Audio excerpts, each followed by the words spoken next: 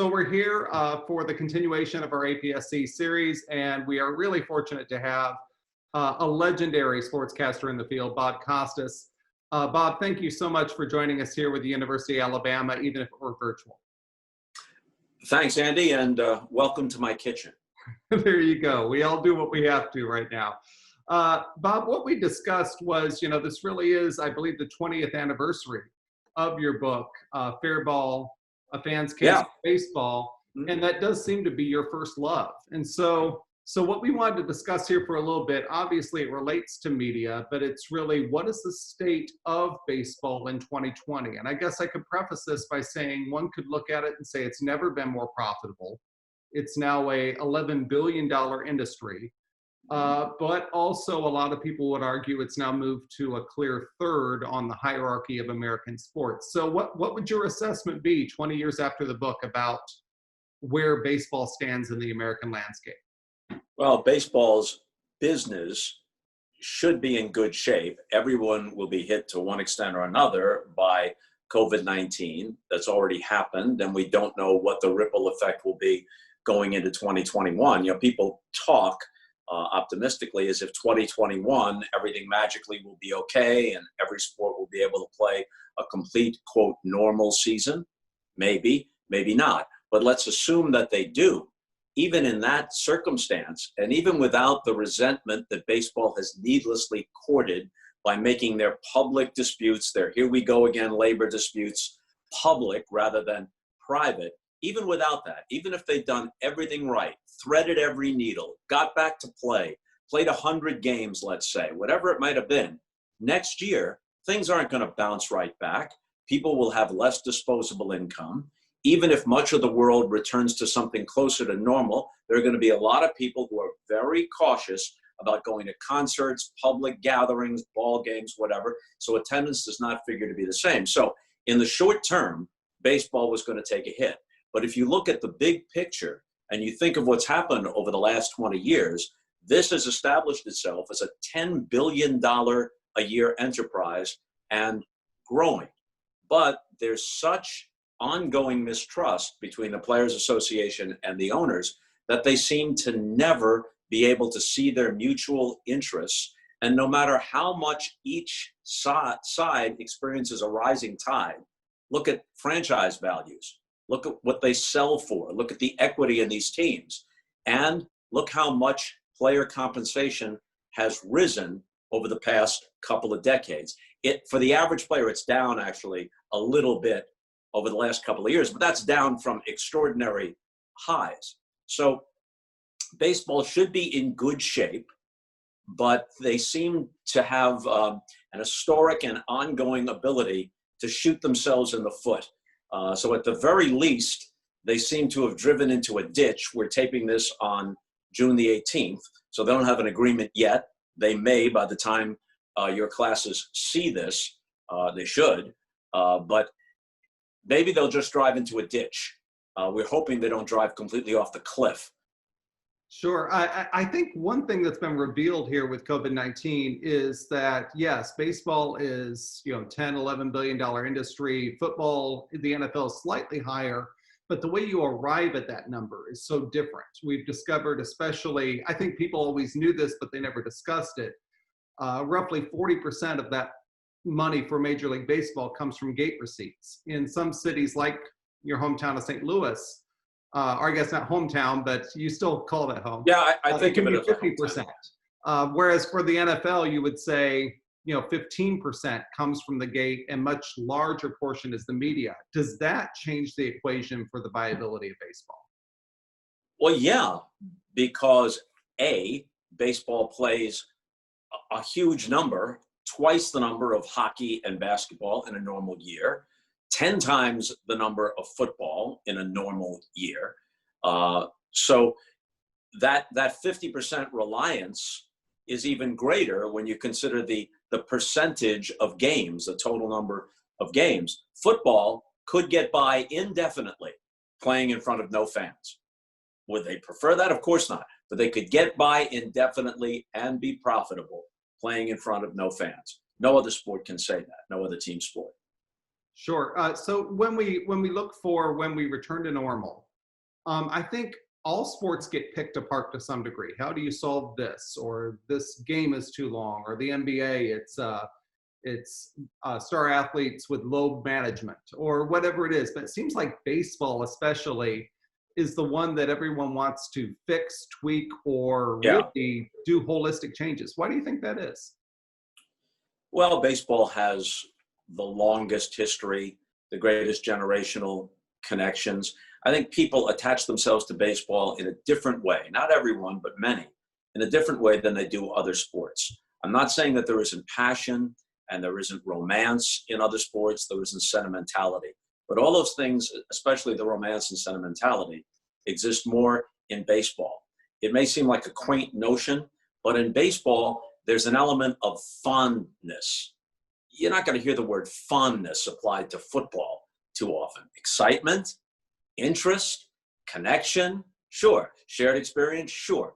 But in baseball, I think people have romantic notions. They want the game to embody something that perhaps it once did through some sort of gauzy rearview mirror view.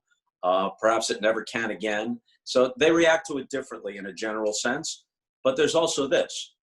Baseball, as I've said forever, is supposed to have a pleasing, leisurely pace. In that respect, it actually can be a strength if it's different from the general pace, the general now frenetic pace of society when things return to something closer to normal. If it's an antidote to that, a chance to get away, but there's a difference between a pleasing, leisurely pace and a lethargic pace. And baseball too often now has a lethargic pace. And part, not the entire reason, but part of the problem is that the analytic wave may tell general managers and managers what's best to have a higher chance of winning, but it's seldom what's best for entertainment. The all or nothing thing, home run or strikeout, or devaluing the stolen base, all those sorts of things. The shifts that take away, they certainly don't take away home runs, they take away base hits. They take away runners on base. You see the sacrifice less. In the American League, it almost doesn't exist. You see the hit and run less. You see the stolen base less. Fewer baseball plays. When a higher percentage of strikeouts, a higher percentage of outs come on strikeouts, then you don't need to be a genius to realize the ball's in play less often. The ball in the gap, the triple, the double play, the stolen base, these are action plays in a game that doesn't have continuous action, but does have these punctuations of action. And then all the pitching changes and all the dawdling between pitches. You know, if you've watched some of these archival games that we've all had a chance to watch during the shutdown, you're struck by a number of things, one of which is Tom Seaver, whoever it is, gets the ball, in a tight situation in the eighth inning, takes off his cap, mops his brow, that's drama. But during the course of the game, he takes the ball, the guy doesn't step out of the box, he throws the next pitch. Doesn't need a pitch clock. He throws the next pitch in less than 10 seconds. They're talking about a pitch clock now of 20 seconds. All this meandering around. A guy comes into the batter's box. I don't want to sound like get off my lawn. Guys didn't used to wear batting gloves. I have no problem wearing batting gloves. Now you step into the box. You take ball one. You didn't swing. You step out of the box and you adjust your gloves. What happened to them? The other thing is this, and you can't criticize it because people want whatever edge they can get. They study video, and you know what they're doing. They step out of the box with the count 1-0, running through their mind, what did this guy throw me the last time on 1-0? And the pitcher takes off his cap and he checks because they could be stealing signs from somewhere. So are we going with sequence 1 or are we going with sequence 2, 3, 4, 5, or 6? Because it's all written on the inside of his cap. You know, this is becoming like space age baseball, but it's not entertaining, pleasing baseball. Get on with it. Yeah, I think one way we talk about this is we conflate a whole bunch of different issues that are related, but are still not the same. And what I mean there is the length of game versus the pace of play. Bingo. Versus the amount of action. And also, I'd even say the amount of urgency you have. You know, when I think of Game 7 of the Cubs versus Cleveland a few years ago, it was a long game, but it had plenty of urgency and action and drama that you're talking about. So we need to be able to separate those out, right? That there's length, Yes. which is different than pace, which is different than action. Right. And if there's drama and tension, as you say, Andy, everyone understands that. If a game is great and it has drama and tension and a pace within it, but it goes 15 innings and something's at stake, everyone understands that that's different from a regular season game that's 3-1. The home team wins, so they don't have to bat in the bottom of the ninth, and somehow that game takes 3.5 hours. How is that possible? And with so much at stake, and with off days, so you can use your pitching staff differently in the playoffs, you've often got postseason games routinely, 9-inning postseason games, routinely lasting more than 4 hours. And since they're scheduled for television, understandably, and you're looking to engage a next generation of fans, well, some of your most important and dramatic games are taking place on school nights because it's October, taking place on school nights where in the Central Time Zone and the East Coast, kids have to go to bed. Yeah, I still remember one of your suggestions that, they never took up because television sees the dollars. But one of the suggestions in your book was that one World Series game would still be a weekend afternoon game. So at least even if, those young fans couldn't watch every game, they could get a taste of it. Yeah, it would connect to the romance of the past, and some of us are nostalgic about it, but it would feel so different. I'd even go so far as to say that maybe that game should be a late afternoon game on a weekday. It would just feel different. People come home after school, maybe they leave work early, maybe they get home from work in time to catch the second half of the game. It would feel different, and there'd be a buzz about it that would be different than when everyone's just at home watching it and hoping they can stay awake past the seventh inning. Right. No, that really harkens back to my childhood, coming home and seeing an actual, not just baseball game, but playoff game. One thing I wanted to bring up, and I think it's great, but it also has ramifications. And I know we've discussed it before, is we have all of these local and regional networks where, or satellite, or, so many different ways to stream the games, where if I'm a Reds fan, I can watch 162 games, over 500 hours of baseball, and never once have to dip into a game that doesn't involve the Cincinnati Reds. That's great, and we have lots of viewing hours, but then if my team isn't in the playoffs or the World Series, I'm not as familiar with those players. So how do we bridge that gap between these deep regional ties and the need for national stories? Well, let's contrast baseball with the king, not only of all sports, business-wise, in every measurable way, but really the king now of American pop culture and entertainment, and that's the National Football League. The NFL has certain advantages over baseball that are pretty close to immutable. They play their most important games in the late fall or in the winter, when people tend to be home and tend to be watching television. And since they play once a week, they can play those games on weekends when the sports viewership is larger. And by definition, every NFL playoff game is the equivalent of a seventh game in the NBA, the NHL, or Major League Baseball. It's always win or go home. And look at it this way. If the Jacksonville Jaguars made it to the Super Bowl, they're not a national team in the sense the Steelers or the Packers or the Bears or the Patriots or the Cowboys are national teams. But here's what happens. Use the Jaguars as an example, but think of when the Arizona Cardinals went to the Super Bowl about a decade ago against the Steelers. It was a great Super Bowl game. The Arizona Cardinals were not a marquee team, but by the time they got there, Kurt Warner and his backstory, the coaching staff, the key players, Larry Fitzgerald and others, they were known to all football fans. Why? Because every Sunday, even if you're watching the Bears play the Giants, you're seeing highlights of every game. So you get a sense of every team and where they stand while you're watching a national game. And it isn't just one network. Games are on CBS, they're on Fox, and a Sunday night game is on NBC. And then there's Monday games on ESPN, and then there's a Thursday game. And it brings all these teams to some extent or another onto the national radar. And then if a team advances through the postseason, they're getting better and better known, and the focus narrows the further they get. In baseball, which has done really well, as you say, locally and regionally, in about 20 of the 30 major league markets, during the summertime in a normal season, local baseball is the highest rated thing in prime time in that market. But like you say, if you're a fan of the Cincinnati Reds, you don't necessarily know anything about the Kansas City Royals because you're not getting national highlights interrupting those games.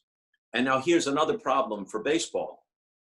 When you look at what World Series ratings used to be, and look, the world has changed. There's many more options, and baseball has other problems that might have contributed to this. But in 1986, the World Series was on NBC. Game 7 between the Red Sox and Mets was supposed to be on a Sunday night. It got rained out. So they had to play it on Monday night.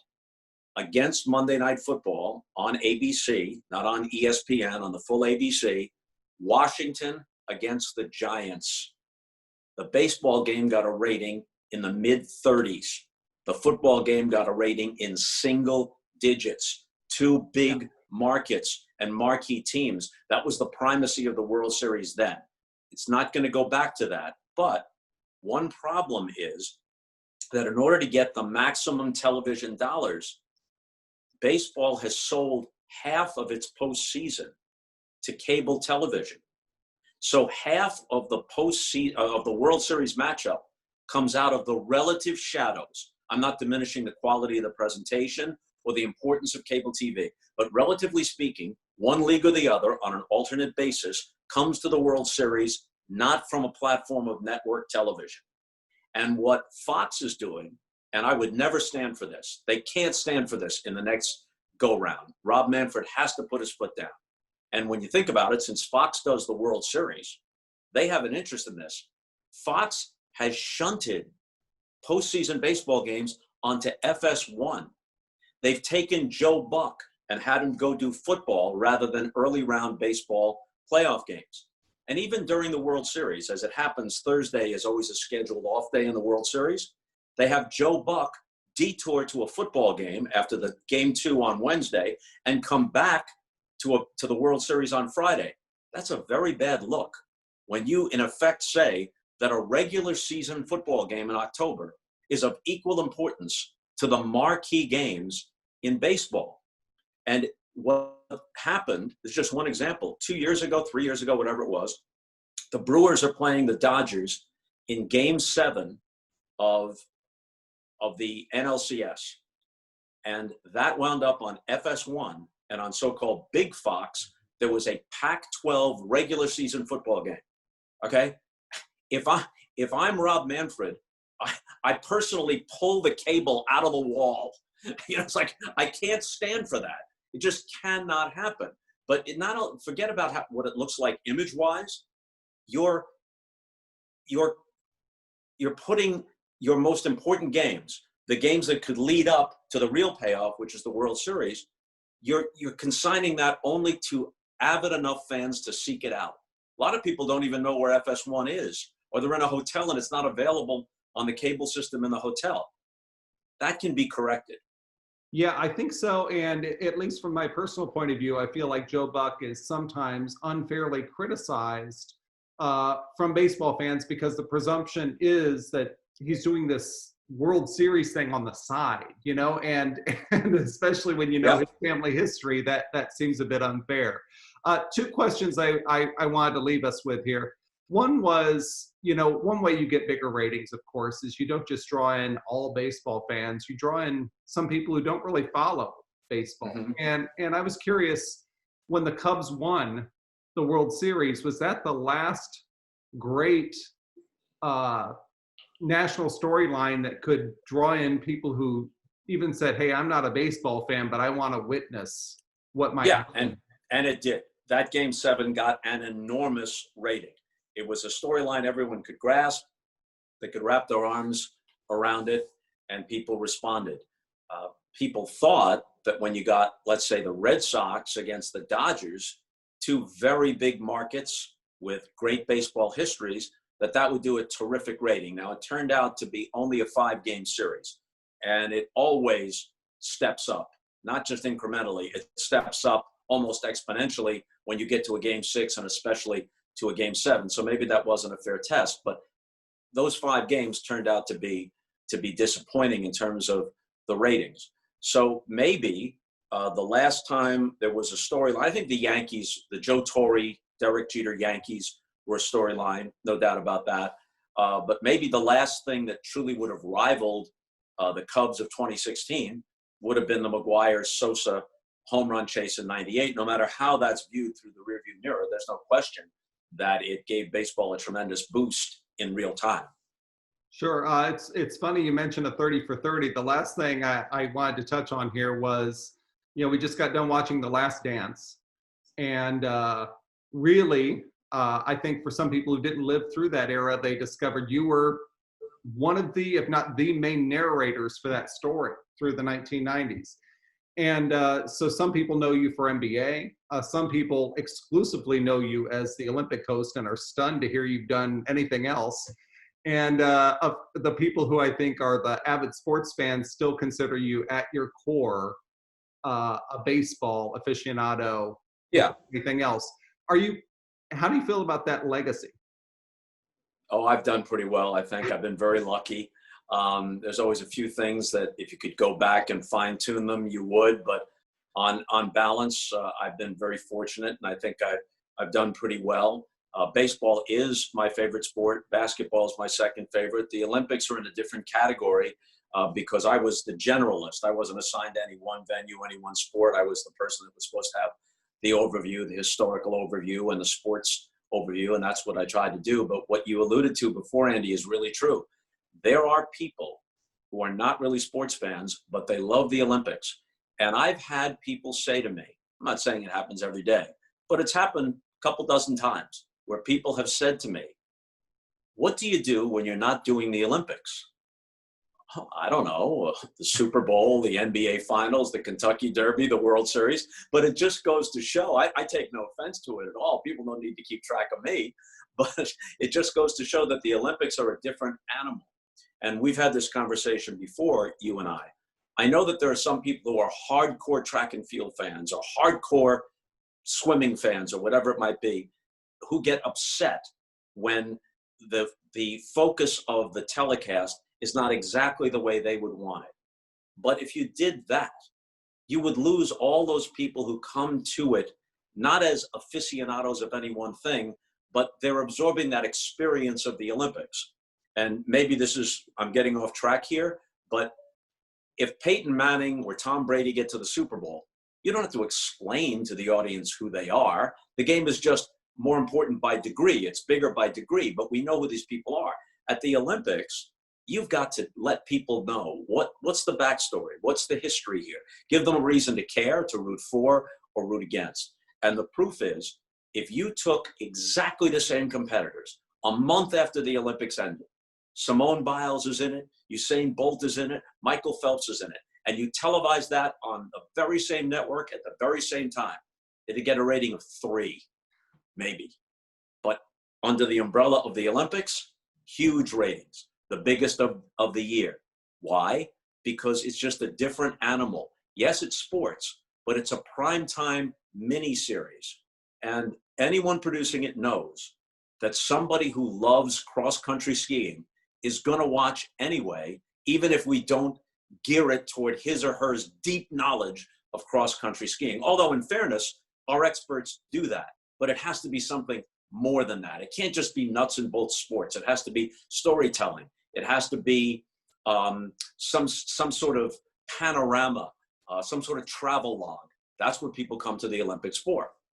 Yeah, I think that's a good bookend to end here, because I think the Olympics, sometimes you're telling stories that really have a shelf life of starting at 7 Eastern time, and they have to crescendo at the end. And with baseball, many times I feel like if you truly want to know the sport, you need to know the significance of Ted Williams hitting 400, or you need to know what 1908 means to the Chicago Cubs. So there's that longer storyline.